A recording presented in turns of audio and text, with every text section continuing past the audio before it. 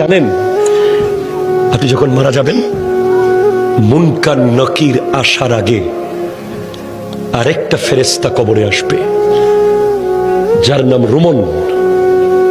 সে আপনাকে বসাবে, বলবে লেখো, উকতুব আমালাক, তোমার ৬০ বছর কি কি করেছো প্রত্যেকটা মুহূর্ত লিখে দাও।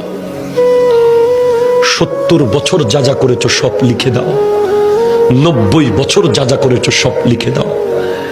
আপনি জীবনে একটা বাজারের লিস্ট লেখেন নাই, আপনি জীবনে একটা দোকানের হিসাব লেখেন নাই, আপনি ট্যালেন্ট ছাত্র ছিলেন, শুধু লিখতে বিরক্ত লাগে বলে আপনি ফার্স্ট ক্লাস পান নাই কলেজে, ইউনিভার্সিটিতে। আপনাকে ৬০ বছরের লেখা লিখতে হবে। প্রশ্ন করবেন, এই ফেরেশতা কালি কোথায় পাবো এত? বলবে মুখের থুতুকে কালি বানাও। কলম কোথায় পাবো? হাতের আঙ্গুলকে কলম বানাও। কাগজ কোথায় পাবো? গায়ের কাফনকে কাগজ বানাও। লিখে দিতে হবে। নামাজ পড়েছেন, কলম চলবে দ্রুত। রোজা রেখেছেন, কলম স্পিডে চলবে। দান করেছেন, কলম স্পিডে চলবে।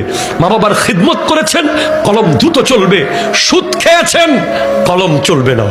ঘুষ খেয়েছেন, কলম চলবে না। জুলুম করেছেন, কলম চলবে না। মিথ্যা বলেছেন, কলম চলবে না। নাটক দেখেছেন, কলম চলবে না।